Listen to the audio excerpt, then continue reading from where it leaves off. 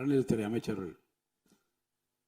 மாண்புமிகு பேரவைத் தலைவர் அவர்களே, மாண்புமிகு தமிழ்நாடு முதல்வர் அவர்களே, அறநிலையத்துறையை பொறுத்தவரைக்கும் கோவில்களின் வருமானம் கோவில்களில் வரக்கூடிய பக்தர்களுக்காக செலவிடப்படும் என்பதை நம்முடைய ஆளுநர் உரையில் இடம்பெற்றதுதான் அதனுடைய சாராம்சம்.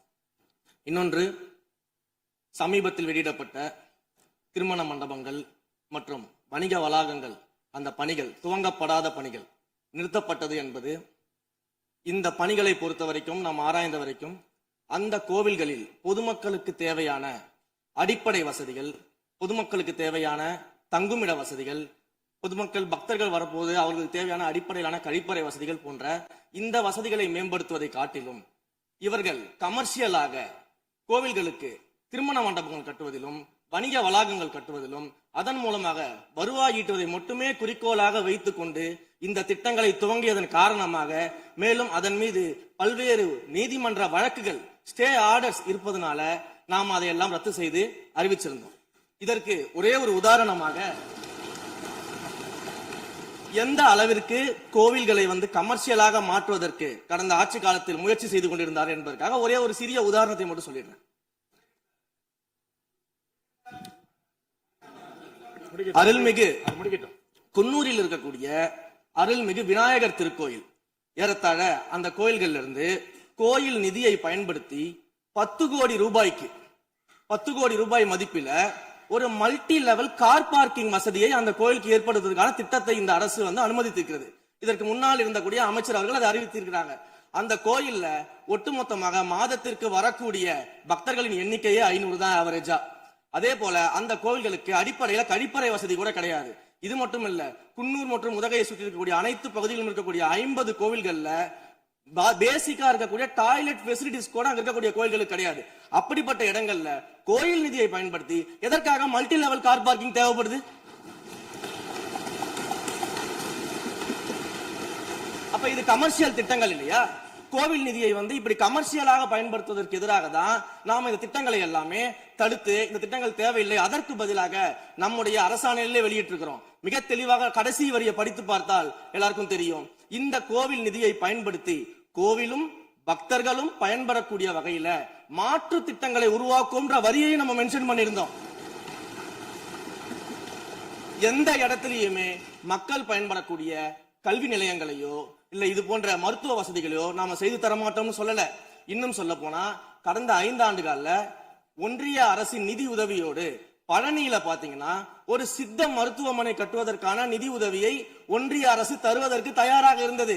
ஆனா கடந்த ஆட்சியில அந்த திட்டத்தை அப்படியே கிடப்புல போட்டுட்டு, கேட்டா ரெக்கரிங் செலவை எங்களால ஏத்துக்க முடியாது அப்படின்னு சொல்லி கிடப்புல போட்டு வச்சிருந்த இந்த திட்டத்தை நாம இன்றைக்கு கையில் எடுத்து அதை துவங்குவதற்கான ஆய்வில் இறங்கியிருக்கிறோம்.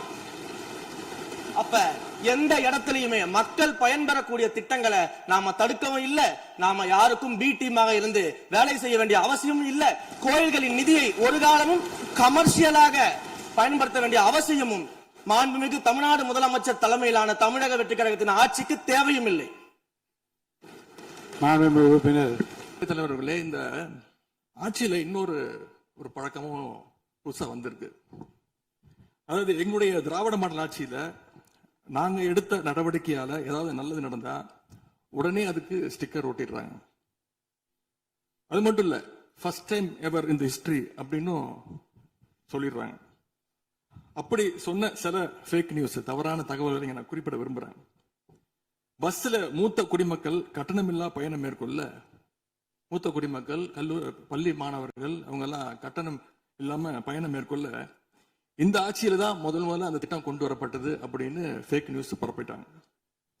இதெல்லாம் ஏற்கனவே இருக்கக்கூடிய திட்டங்கள், எங்களுடைய ஆட்சியில கொண்டு வரப்பட்ட திட்டங்கள். அது மட்டும் இல்ல, அரசு பள்ளியில வழங்கப்படுகின்ற ஸ்கூல் பேக்ல முதலமைச்சரோட புகைப்படம் இல்லாம இப்பதான் முதல்ல வழங்குறோம் அப்படின்னு, ஃபர்ஸ்ட் டைம் இந்த ஹிஸ்டரி அப்படின்னு டேக் போட்டு ஃபேக் நியூஸை தொடர்ந்து பரப்பிட்டு இருக்கிறாங்க. இதெல்லாம் எங்களுடைய திராவிட முன்னேற்ற கழகம், எங்களுடைய திராவிட மாடல் அரசுல எங்களுடைய முதலமைச்சர் கொண்டு வந்த திட்டங்கள். இப்படி இவங்க ஸ்டிக்கர் ஒட்டின லிஸ்ட் மிகப்பெரிய லிஸ்ட். இன்னொரு முக்கியமான விஷயம் பத்தி இந்த நேரத்தில் பதிவு செய்ய விரும்புறேன். அறநிலையத்துறையின் அசையும் மற்றும் அசையா சொத்துக்களின் வருவாய் அதன் புனிதமான நோக்கத்திற்கு மட்டுமே பயன்படுத்தப்படும் அப்படின்னு ஆளுநர் உரையில இடம்பெற்றிருக்கு.